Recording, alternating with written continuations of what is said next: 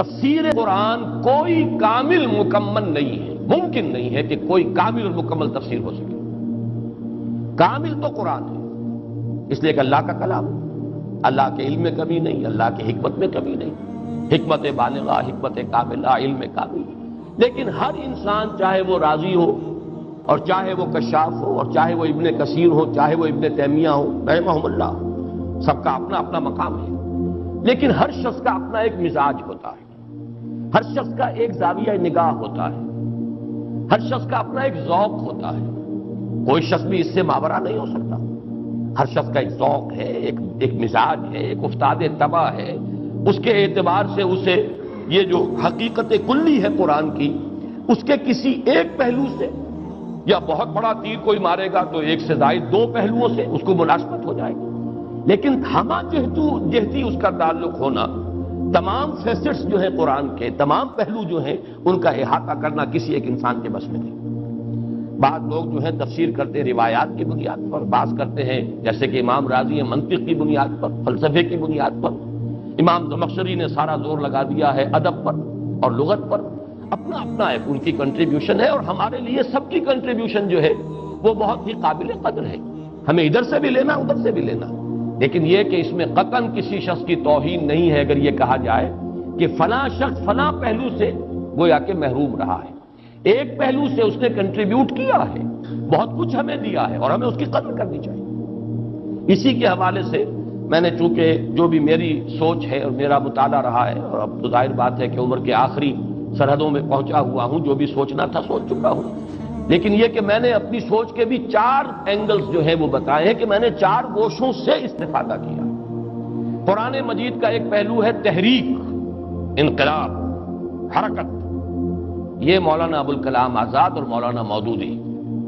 ان دونوں نے در حقیقت قرآن کے اس پہلو کو نمایاں کیا، بہت بڑی کنٹریبیوشن ہے۔ قرآن کا ایک پہلو یہ ہے اس کا اسلوب، اس کا باہمی ربط،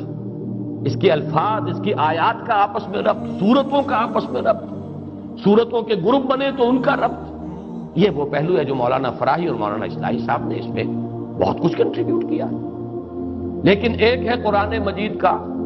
اسلاف کے ساتھ اور کچھ تصوف کی چاشنی کے ساتھ،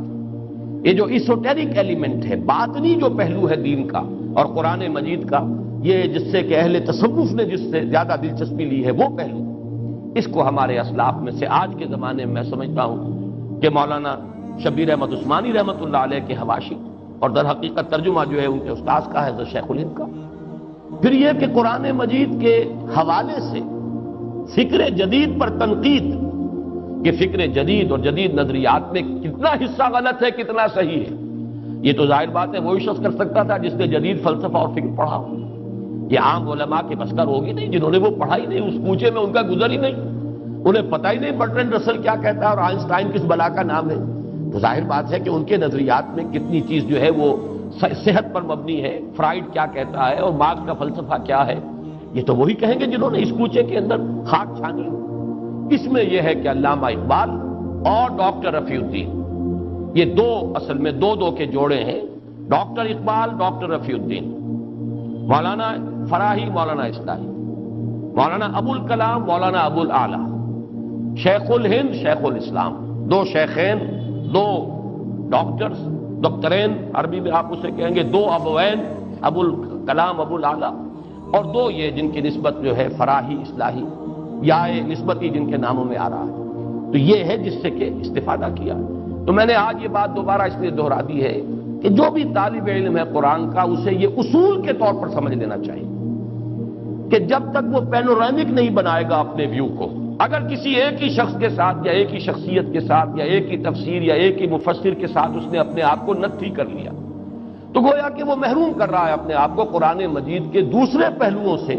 کہ جو اس مصنف یا مفسر کے ذوق سے زیادہ مناسبت نہیں رکھتا تھا، لہذا اس نے اس پر توجہ نہیں کی۔ زیادہ سے زیادہ پینورامک بنانے کی کوشش کرنی چاہیے۔ دوست پوچھتے ہیں کہ دین کا نیا علم حاصل کرنا شروع کیا ہے، اب ماشاءاللہ دعا کریں کہ اللہ اس میں برکت عطا فرمائے۔ آمین۔ دوسرا، میرے لیے کوئی ایسی تفسیر بتا دیں جو بہت آسان قسم کی ہو اور میں ایزیلی اسے سمجھ سکوں، تفسیر کا نام اور مصنف کا نام بتا دیں۔ یہ سوال بہت بچوں کی طرف سے آتا ہے، ان دنوں میں بڑے لوگ ملے بھی ہیں اور دور سے ہی پوچھتے ہیں کہ کوئی ایسی تفسیر جو ہماری دسترس میں وہ مل بھی سکے، ہم سمجھ سکیں اس کو۔ پہلے بڑی اونچی کتابیں بتا دیں، کیا سمجھیں گے بجائے؟ ہاں جی، تو اس کے لیے اگر وہ سمجھنا چاہتا ہے کہ بریلوی علماء نے قرآن کی کیا تفسیر کی ہے، تو اس کے لیے اور چھوڑیں ضیاء القرآن، پیر محمد کرم شاہ اللہ تعالیٰ رحمۃ اللہ دستر رائے شریف پڑھے لکھے تھے، عالم تھے، جامعہ حضرت فارغ، انہوں نے ضیاء القرآن ضیاء النبی وہ قرآن پڑھے یا سیرت پر، یہ آرا ترجمہ اردو شرح بھی بہت اچھی ہے، اور ادھر پڑھے تو پھر اس کو چاہیے مودودی صاحب کی ترجمہ القرآن پڑھے، اس سے آگے نکل جائے تو پھر تدبر قرآن پڑھے۔ تدبر قرآن جس نے نہیں نہ پڑھی بالکل محب، قرآن کا نہیں پتہ چلا، تفہیم القرآن میں بحثیں ہیں نا کہ قرآن کی نے یہ کہا قرآن، یہ تدبر قرآن صرف قرآن، قرآن پر عربی زبان سے غور، ایک ایک لفظ کی جو بڑی کی خوبی کہ یہ اللہ نے کیوں استعمال کیا، ایک آیت کا دوسری ایسے جوڑ، تو تدبر قرآن پڑھے لکھے لوگ ضرور پڑھیں ورنہ بدقسمت۔ اور شیعہ حضرات میں سے جو ہے نا فصل الخطاب، یہ تفسیر مختصر اور سید علی نقیل لکھنوی جین تھے نا علی گڑھ یونیورسٹی شیعہ شعبہ، ان کی شہید انصاری بھی بیٹا پڑھنی چاہیے۔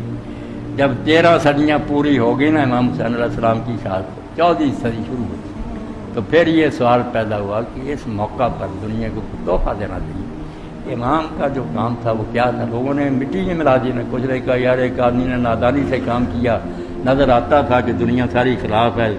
فوج ساتھ نہیں تھی، چند بچوں کو اور عورتوں کو لے کر وہ میدان میں چلا گیا، ایک حماقت کہنا چاہیے اس کے علاوہ۔ کچھ اس طرح بیٹا تبصرہ کرنے لگے، کچھ نے کہا نہیں لوگوں نے بے وفائی کی، کوفیوں نے دھوکہ ہو گیا،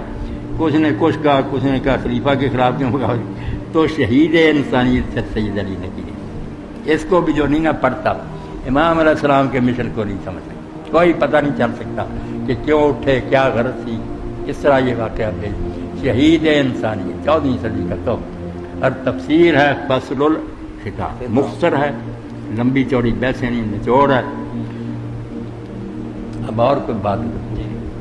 یعنی بریلوی حضرات اگر ضیاء پڑھنا چاہیں تو القرآن، ضیاء القرآن، دوسرے بھی پڑھیں، ضیاء کوئی نہیں، النبی۔ میں نے بتا دیا کہ اگر وہ پہلے پڑھنا چاہتا نا ایسے خیالات کے حامل ہوں۔ پیر کرم شاہ صاحب ہیروی صاحب کی اللہ رحمت فرمائے، بہت پیاری کتاب۔ اسی کے ساتھ یار کم از کم جو ہے نا کہ تفہیم القرآن، معارف الحدیث اور فقہ السنہ، یہ 3 کتابیں آپ پڑھ لینا اگر آپ کو زیادہ وقت نہیں، تو اس زمانہ میں عام آدمی کے لیے دین کا جو ہے نا بنیادی اس کے یہی کیا تفسیر جو ہے نا تفہیم القرآن ہی لے لیں۔ معارف الحدیث مولانا منظور نعمانی صاحب نے ایسا سلیکشن کیا، ایسی حدیث کا مجموعہ تفہیم کی طرح کہ حدیثیں چھانٹی ہیں، ان کا ترجمہ کیا، آگے جو شرح کی ہے، آپ پڑھیں گے تو پتہ چلے حدیث پاک کا ترجمہ اور تشریح پڑھتے یوں ہی محسوس ہوتا ہے کہ حضور فرما رہے ہیں اور میرے اندر یہ بات اتر رہی ہے۔ انداز ہی سمجھانے کا ایسا ہے۔ اور پہلے جو ہے نا طہارت ہے، عبادات ہیں، اس کے بعد اخلاق، معاملات، پھر سیاست، 8 جلدیں جو ہے نا پورا حدیث کا ذخیرہ اس کو انہوں نے ایسے عمدہ طریقے سے مرتب کیا۔ اور فقہ سننا وہ مرحوم ہو گیا اسم الحداد رحمۃ اللہ علیہ، ورنہ پوری لکھی جاتی سید صاحب کی طرح، وہ بھی بڑی بات تھی۔ چلو اب طہارت، نماز، روزہ، حج، زکات، یہ تو پورا ہو جاتا،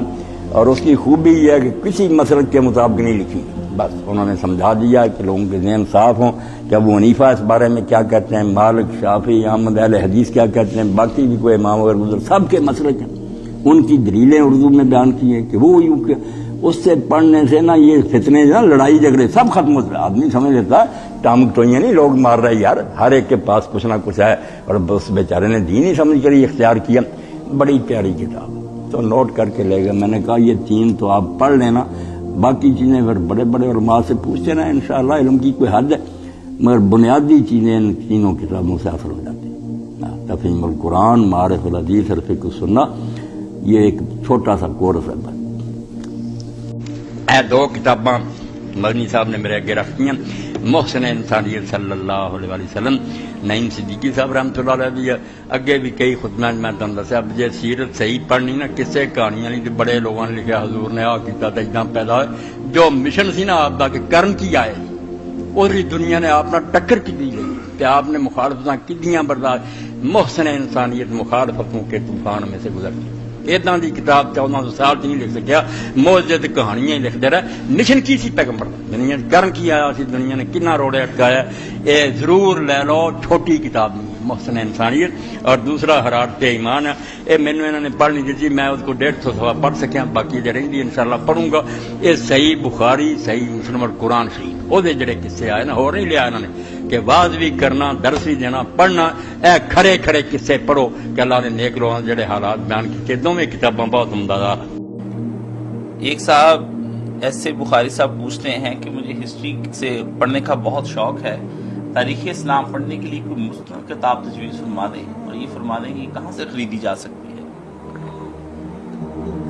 تاریخ اسلام پر جو کتابیں لکھی گئی نا، ان میں سے زیادہ جو ہے نا بہتر، خامیاں تو اس میں بھی ہوں گی، حاجی معین الدین ندوی صاحب کی تاریخ اسلام جو ہے نا، کیونکہ ندوہ کا معیار تحقیق کا بہت اچھا ہے، وہ پڑھنی چاہیے، دوسروں کی نسبت نہ احتیاط سے انہوں نے لکھی ہے تاریخ اسلام، حاجی معین الدین ندوی۔ میرے بھائی یہ کتاب آپ کو مکتبہ اسلامیہ فیصل آباد سے ایزیلی مل سکتی ہے، اس لیے اگر آپ خریدنا چاہیں تو مکتبہ اسلامیہ سے رجوع کر سکتے ہیں۔